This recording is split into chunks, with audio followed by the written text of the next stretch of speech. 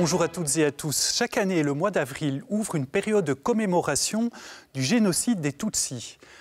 En 1994, au Rwanda, 1 million de Tutsis a été massacrés, ce qui constitue l'un des plus terribles crimes contre l'humanité de ces dernières décennies. S'il est évidemment essentiel de garder la mémoire de ces événements, des questions tout aussi essentielles se posent. Comment éduquer les jeunes générations à construire des sociétés justes et pacifiques ? Et comment aussi briser le cycle des souffrances? Ce sont deux questions que je vous propose d'aborder aujourd'hui avec mes différents invités. Félicité Liamukuru, bonjour. Bonjour. Vous êtes présidente d'une association pour la mémoire des victimes du génocide, la SBL Ibuka Mémoire et Justice, et vous êtes vous-même rescapée du génocide. Avec nous également, Elina Eglem. Bonjour, vous êtes professeure de sciences sociales au collège Don Bosco à Aulnay-Saint-Lambert. Et enfin, Benny Haidt, vous êtes professeur d'histoire au Val-Itma et à l'Athénée royal Robert Campin à Tournai. Alors avec une dizaine d'autres enseignants belges, vous avez participé tous les trois à un voyage au Rwanda où vous avez visité différents lieux de mémoire à l'initiative de la SBL Ibuka justement et également du service social juif. Je vous propose de découvrir pour commencer ce voyage à travers un premier reportage qui nous emmène d'abord dans une école à Auderghem. Regardez, c'est un reportage d'André Bossuroy. When you see the past of what happened in the genocide, it began with education. It happened in class. It was in the books. It was in the curriculum. And definitely it went out to the masses.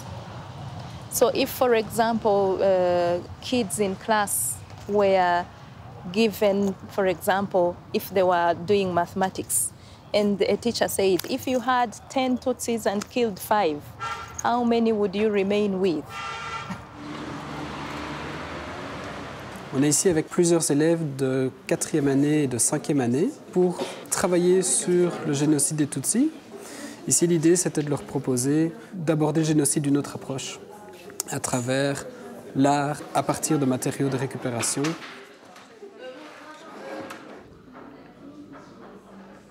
Ça explique un peu le génocide dans le sens brut, quoi. Ouais, voilà. C'est les meurtres. Donc ça, c'est tous des Tutsis qui sont tués par les fils.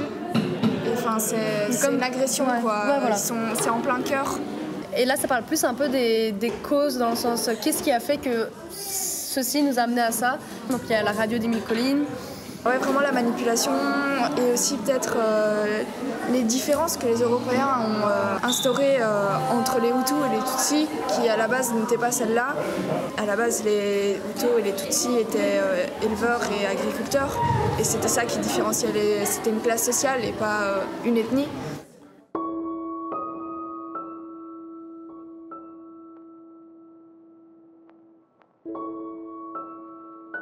Mais le génocide des Tutsis, c'est 1 million de morts en 3 mois. Une arithmétique absurde, c'est 10 000 morts par jour. Mais c'est évident qu'au début, on tue sans doute 40, 50, 60 000 morts dans les premiers jours, puisqu'il y a du matériel. Et donc, on tue des gens désarmés. Et donc, il y a peu d'actes de résistance, parce qu'on ne peut pas résister face, et d'autant plus qu'on est surpris. Parce que, qu'est-ce qu'un génocide, en fait? C'est l'équivalent, tout simplement, de l'assassinat. C'est un complot. En fait, c'est un crime qui est prémédité, qui est systématique et qui, bien sûr, qui est volontaire. Donc, en fait, c'est l'équivalent de l'assassinat, tout simplement, au niveau individuel. Donc, c'est l'assassinat d'un peuple.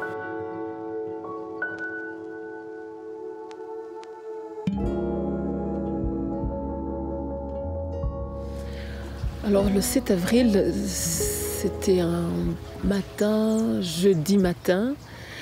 On a appris la mort du président Habyarimana et son avion qui a été abattu au-dessus de presque son domicile. Et là, tout de suite, nous avons pris peur. Nous savions très bien que nous étions menacés. Et le premier réflexe, c'était de retourner à notre refuge d'il y a 2 ans et d'être à l'abri là, parce que c'était plus ou moins le lieu le plus sûr pour ne pas être attaqué par les miliciens. Déjà, en sortant de la maison, il y avait une barrière devant le pont qui est vraiment à moins de 100 mètres de la maison. Il y avait déjà des Inéramois qui étaient là, qui empêchaient qu'on puisse passer.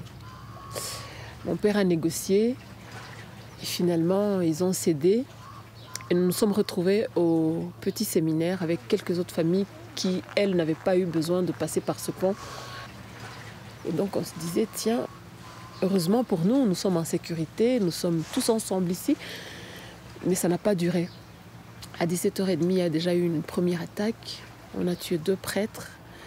Et nous nous sommes mis tous ensemble dans une petite chapelle, mais en tout cas les mamans, les filles et les enfants, en nous disant, voilà, il faut trouver une solution. Les hommes, il y avait plusieurs prêtres qui étaient là dans une recollection pour Pâques. Et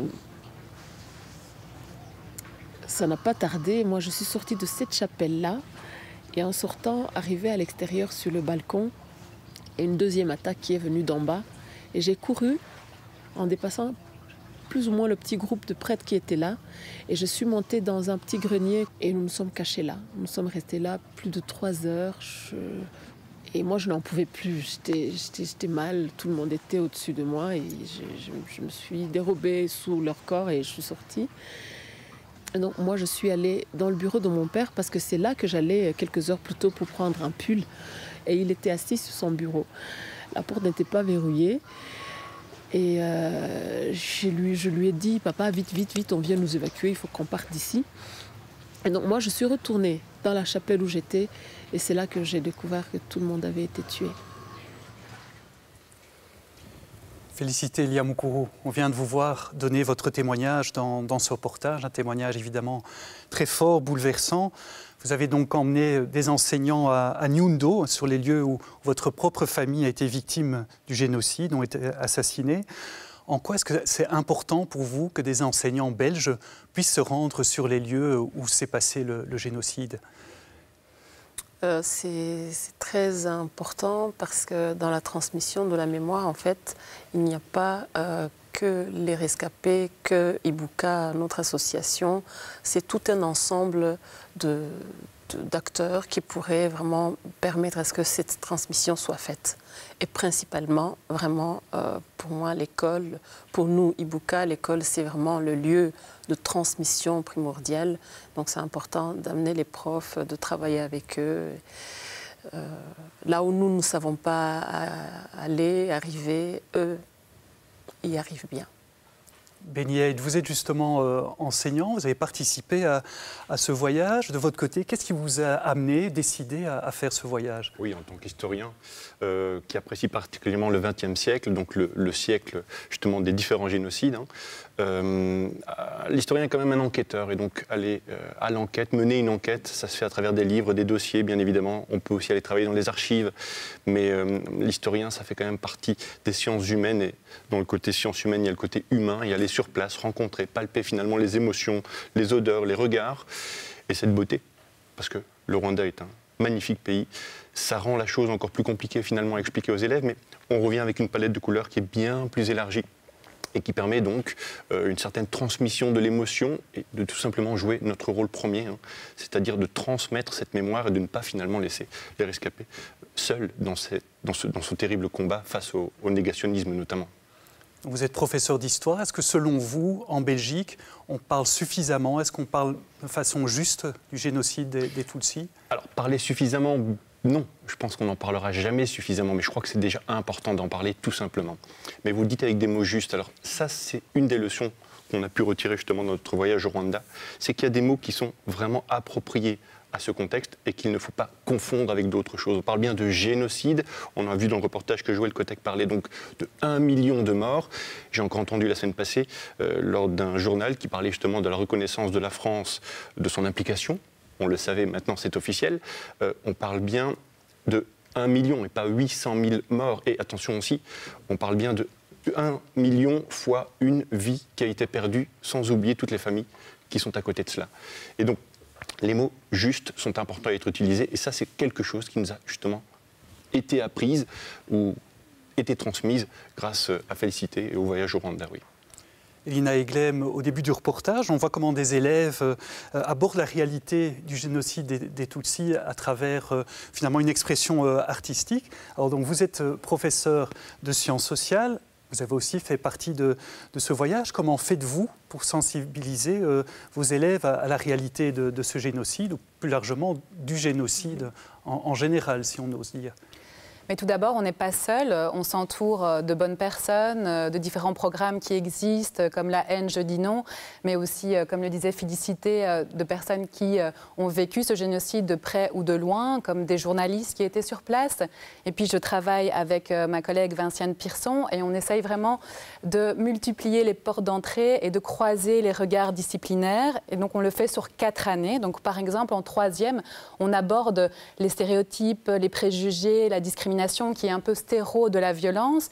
Et en 4e, on va plutôt essayer de comprendre comment les sociétés se construisent, donc les manières de penser, d'agir d'une société qui est très particulière au niveau de la culture rwandaise. Et ce que ce voyage m'a appris, c'est qu'avant de partir au Rwanda, j'enseignais le génocide et je donnais une explication qui était plutôt avec mes yeux d'européenne. Et donc, je calquais finalement l'explication du génocide avec mes yeux occidentaux. Et depuis, je commence aussi, donc en 4e, on a vraiment essayé de comprendre cette culture et de comprendre, c'est une des clés d'explication pour comprendre comment est-ce que ce génocide a pu avoir lieu. Alors, je vous propose de visionner maintenant une autre séquence qui nous montre la visite des enseignants dans un autre lieu mémoriel du génocide des Tutsis au Rwanda, un lieu tout à fait particulier, comme vous allez le voir. Regardez.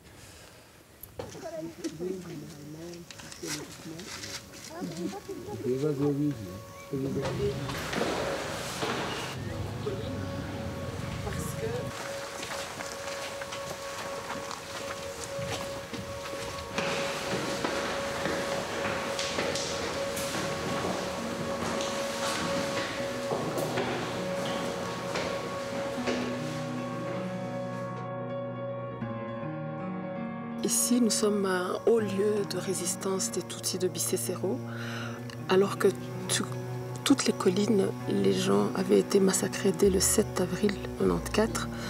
Ceux de cette colline Mouira ont décidé de ne pas fuir. Ils se sont interdits les uns aux autres de partir. Bon, ils ont organisé une résistance et chaque fois qu'il y avait les attaques qui montaient, les femmes et les enfants amassaient beaucoup de pierres et elles les donnaient aux hommes et aux jeunes, ceux qui étaient encore forts.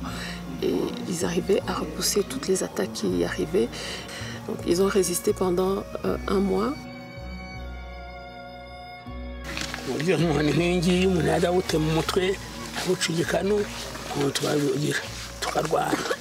Alors on a résisté et on avait nos bâtons et parfois des gens se faisaient couper à la machette, mais on rentrait au milieu d'eux et on utilisait nos bâtons contre leurs machettes.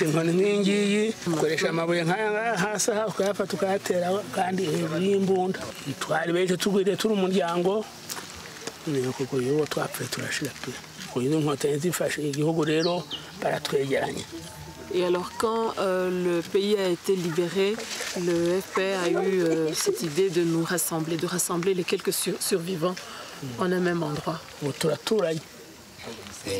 Abo bana rero dufite nibo bacu bose babaye ivanya. Ubwo twavuze yuko babaye abanyarwanda bose. Uko ari bw'abanyarwanda bose nk'uko babishaka, kuko nta karite kigaragara ko ari Hutu cyangwa Tutsi cyangwa twa ari abanyarwanda. Le président leur a demandé aussi, il leur exhorte de s'aimer. Et voilà notre sécurité chez Bisesero, c'est ça. C'est de vivre avec eux.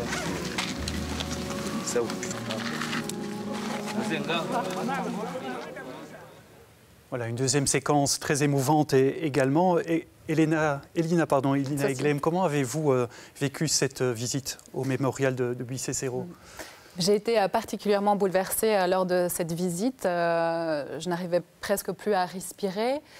Je ne sais pas, peut-être parce que c'est un lieu d'une symbolique très forte au niveau de la résistance et que normalement, dans les fictions, quand on résiste, quand on a envie de vivre, quand on a l'espoir, il y a quelque chose qui se met en marche et on y arrive. Et là, cet espoir est arrivé avec l'armée française et puis non, ils sont repartis. Et donc, tous ces gens sont morts et ces pulsions de mort, cette machine génocidaire qui a voilà, tout détruit, c'était vraiment très, très touchant. Beniette, les collines de Bicécero, donc rappellent d'autres mémoriaux qu'on visite avec des élèves, notamment liés au génocide, à la Shoah. Donc on pense au camp d'Auschwitz ou la caserne d'Ossing. En quoi est-ce que ce mémorial, pour vous, est vraiment particulier? Oui. Tout d'abord, j'aimerais bien dire qu'il n'y a pas de classement entre les différents mémoriaux, qu'on soit au Rwanda ou même en Belgique ou ailleurs. Je trouve que même ça devrait faire partie du programme scolaire, l'obligation d'aller visiter ce genre de mémoriaux. N'allons pas forcément au Rwanda, mais commençons déjà par visiter Brendonk, tout simplement. Mais sur place, et Lina vient de le souligner, Bicécero est très particulier parce qu'il faut quand même se mettre à la place des personnes qui savent qu'ils vont perdre la vie, qu'ils vont certainement être massacrés dans des gestes et dans des paroles et dans des douleurs non mesurables. Et quand on entend finalement le témoignage de ces personnes, malgré qu'ils aient perdu toute cette famille, tout ce village, toute cette colline, ils parlent de réconciliation aujourd'hui. Alors nous, avec les yeux d'occidentaux, de Belges que nous pouvons avoir, la réconciliation est quand même très très compliquée à concevoir en ce qui nous concerne. Vivre avec les bourreaux, vivre avec les victimes, c'est quand même très très particulier. Mais le message est fait, en tout cas au Rwanda, place à la réconciliation. Et donc ce message, vous dites, vaut aussi pour nous en Belgique ou ailleurs dans le monde? Oui, tout à fait. C'est justement par ce genre de visite-là qu'on peut se rendre compte de ces choses, de cette atrocité. Félicité Lia Mukuru, dans le reportage, on entend aussi les survivants parler des attitudes qu'ils ont été invités à adopter après le génocide, notamment à se marier avec ceux qui ont pu être ou qui ont été leurs bourreaux. C'est évidemment une invitation très forte, mais est-ce qu'il est vraiment possible de vivre ensemble après un tel drame? Je crois qu'au Rwanda, lorsqu'on y arrive, on voit qu'il n'y a pas d'autre chemin possible que de vivre ensemble, parce qu'il faut se rendre compte que déjà les bourreaux et les victimes étaient des personnes voisines. Et après un génocide, il n'y a pas eu un changement de cartographie ou de réhabiliter les gens en les déplaçant de leur colline. Donc, ce qui fait qu'un rescapé qui a la chance d'échapper au massacre va se retrouver dans l'entourage de son ancien voisinage. Et donc, le vivre ensemble, c'est un passage obligatoire au Rwanda. Il n'y a pas moyen de faire autrement. Et c'est peut-être même cette dimension qu'on pourrait dire de réconciliation, parce que déjà, tolérer le voisin qui ne vous a pas aidé hier, qui y a peut-être aidé même à débusquer ce qui était caché, qui a un membre de famille qui était bourreau, c'est quand même très compliqué. Mais que faire en tant que rescapé lorsqu'on se retrouve face à cette histoire? Donc la possibilité de cohabiter, de revivre ensemble avec ces gens, pour moi en tout cas, même pour Ibuka, c'est une dimension, c'est un degré de résilience de ces mêmes rescapés. Est-il possible de se reconstruire quand des proches ou nos propres parents ont été assassinés au cours du génocide? C'est la dernière question que je vous propose d'aborder dans cette émission, en commençant par écouter le témoignage d'une jeune Rwandaise qui avait à peine 5 ans au moment du génocide en 1994. Regardez, c'est encore un reportage d'André Bossuroy. En grandissant, on réalise que quelque chose s'est passé, que quelque chose... la vie n'était plus comme avant et n'a pas suivi une suite logique. Et alors après, on se dit, qu'est-ce qui s'est passé entre-temps? Et c'est là où tu recherches tes souvenirs. Bon, moi j'avais 4 ans et demi, presque 5 ans, et tu te rends pas compte de ce qui arrive. Donc c'est seulement après qu'on fait la procédure que les plus âgés font juste à la sortie du génocide. Nous, il faut le temps que tu te rappelles, que tu encaisses tes souvenirs, que tu construises une chronologie, et puis que tu digères ce qui t'est arrivé, et puis que tu te construises. Il y a une certaine colère au début parce qu'on a un souvenir qui n'est pas évident. On a un souvenir de gens qui meurent, on a un souvenir de génocide, on a des souvenirs qui ne sont pas évidents à vivre, ça fait des cauchemars, ça pose beaucoup d'interrogations. Et il y a une certaine colère de pouvoir se dire « pourquoi moi ?» Mais à partir du moment où on se rend compte qu'on n'est pas tout seul, et qu'on se rend compte qu'il y a d'autres personnes qui ont vécu la même chose, mais surtout des personnes qui ont vécu... Enfin, il n'y a pas de degré de douleur, mais qui ont vécu pire que ce que moi j'ai pu vivre. On se dit, je peux le faire, je peux aller au-delà, et enfin, être en colère ne servira à rien. Et pour pouvoir répondre aux interrogations des autres, c'est là où on commence à se réintéresser à ses souvenirs, à se dire qu'est-ce qui s'est passé, et à pouvoir poser des questions, et à pouvoir faire son deuil. En s'interrogeant sur d'où viennent nos parents, même si on ne les a pas connus, de pouvoir se dire d'où ils viennent, c'est très important de savoir ce qu'ils ont fait dans leur vie, de savoir comment les gens parlent d'eux, de pouvoir trouver quelqu'un qui puisse te parler de ton père ou de ta mère, mais quand il n'y a plus personne. Et c'est ça qui est dommage, parce que expliquer à quelqu'un, je suis en train de chercher mon identité, et pour ça j'ai besoin de savoir qui est mon père, savoir tu l'as connu, il parlait comment, même un enregistrement de voix, c'est super important. Une vidéo, je me rappelle il n'y a pas longtemps, on a vu une vidéo de papa, et on le voit marcher et parler. Et j'étais là, je dis en fait c'était un être humain, c'était pas juste une photo, un bout de papier, quoi, de pouvoir se dire ah, j'ai les mêmes yeux que lui, ou ah, j'ai un peu la même voix que lui, ou ah, il sourit de la même façon que mon frère, ou il ressemble comme deux gouttes d'eau à mon frère. C'est important de pouvoir se rattacher, de pouvoir dire je sais d'où j'ai ce trait-là, parce que c'est différent quand quelqu'un te le dit que quand tu le vois toi-même. Pour moi, l'accomplissement qui a été un peu ultime, je veux dire, c'est quand on est allé au Rwanda et qu'il y avait le nom de papa sur une stèle. Et de pouvoir avoir ça, c'est aussi pouvoir construire son identité, de se dire c'est pas juste un rêve, je suis pas venue de nulle part, et il fait partie de moi et c'est partie de mon histoire. Ok, tout ça m'est arrivé, j'ai survécu à un génocide, j'ai perdu des proches, je connais pas mon père, je connais pas ma mère. De pouvoir se dire j'accepte ma situation, mais comment est-ce que je vis avec, ça c'est à nous de le choisir.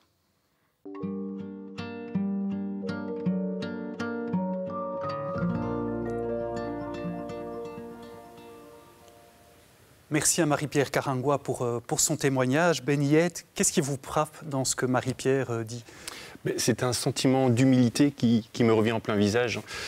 On a l'habitude de se plaindre pour des petites broutilles finalement qui n'en sont pas. Quand on entend ce que Marie-Pierre vient de dire et d'énoncer, les mots sont quand même très prenants, très touchants. Entre le travail de mémoire, le travail de deuil qui n'est pas forcément possible à réaliser, la difficile reconstruction de son identité, cette espèce d'évolution qui fait qu'aujourd'hui, elle ainsi que Félicité sont appelées à transmettre leur mémoire. Il y a quand même un chemin qui est vraiment très très difficile. Il ne faut pas oublier que les rescapées se mettent à nu quand elles expliquent finalement leur parcours. La douleur est encore présente, bien évidemment. Et en tant qu'enseignant, on a justement ce rôle d'essayer d'insuffler non pas un devoir de mémoire, parce que c'est un mot un peu dur, je préfère parler de désir de mémoire, qui est plutôt inculqué de certaines envies, pour que les élèves puissent finalement avoir les outils qui leur permettent peut-être déjà de comprendre, mais aussi de comprendre ce qui peut encore arriver plus tard, étant donné qu'après la Shoah, on avait quand même dit plus jamais ça, et ça s'est reproduit. Est-ce qu'on a encore un rôle finalement ? Est-ce que l'histoire, c'est ne pas répéter les erreurs du passé ? On ne fait que les répéter malheureusement. Félicité Liamukuru, on entend Marie-Pierre Karangwa donc, parler de la façon dont elle essaye de se construire, de construire son identité après le génocide. Comment sortir du cycle des souffrances quand on était confronté finalement à ce qui s'apparente au mal absolu ? Comme elle le dit si bien, c'est à chacun, vraiment, il n'y a pas une formule qui est tout à fait toute faite. Mais je pourrais vous dire que l'éducation qu'a reçue Marie-Pierre, qu'ont reçu quelques jeunes survivants, y est quand même pour beaucoup de choses. Donc, déjà, dans la culture, au Rwanda, on sait très bien qu'il y a cette décence de ne pas éclater.